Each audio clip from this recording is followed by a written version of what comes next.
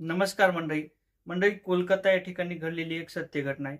12व्या वर्गात शिकणाऱ्या मुलाला घरी बोलवण्यात आलं.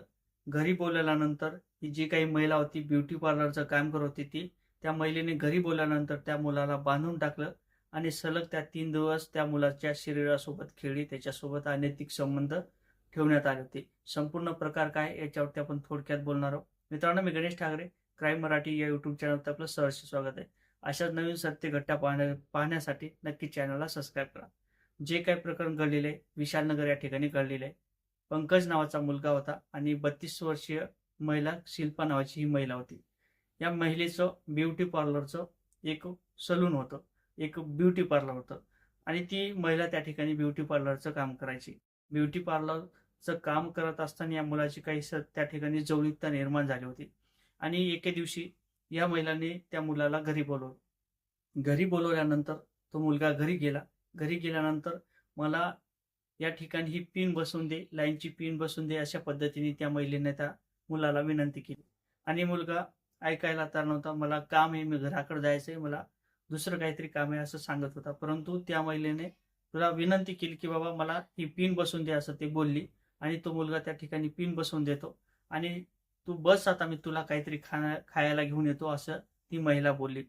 महिला खायला घेऊन येतो म्हटल्यानंतर तो मुलगा बसला आणि त्या ठिकाणी त्या महिलेनं त्याला खायला दिलं. खायला दिल्यानंतर त्या ठिकाणी जवळ बसली. जवळ बसल्यानंतर त्याच्या अंगावरून हात फिरवला, त्याच्या गालावरून हात फिरवला आणि त्याच्या जो काही प्रायव्हेट पार्ट होता त्यावरती हात ठेवला.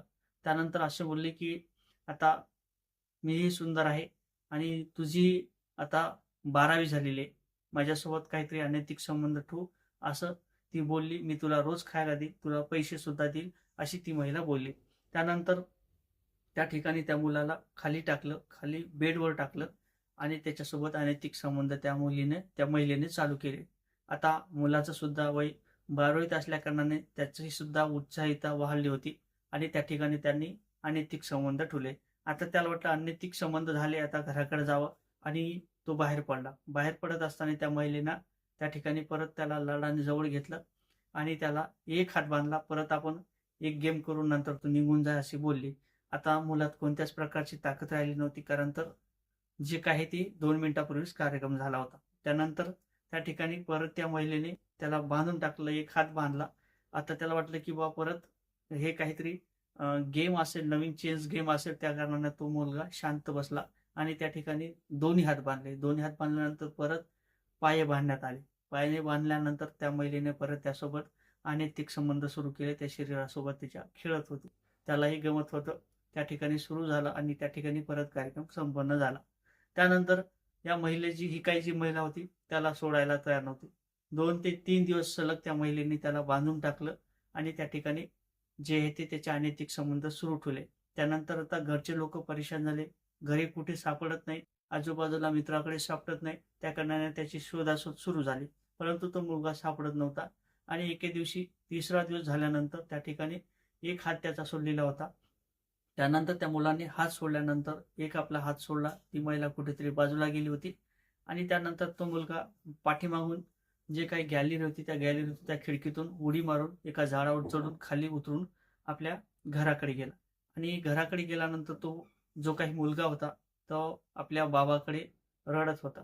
बाबाला वाटलं की ह्या 3 दिवस झाले बाहेर आहे म्हणून तो रडत असेल, परंतु त्याने संपूर्ण प्रकार त्याच्या वडिलांना सांगितला, अशा अशा सोबत माझ्यासोबत कृत्य घडलेले आहे आणि त्या कृत्याला मी सुद्धा बळी पडलेलो होतो, मी सुद्धा तिला साथ दिली. ब्युटी पार्लर करणारी ही महिला जी काही त्याच्या शरीरासोबत खेळत होती ती महिला फरार झाली आणि त्या ठिकाणी पोलीस प्रशासनाच्या माध्यमातून कळवण्यात आलं.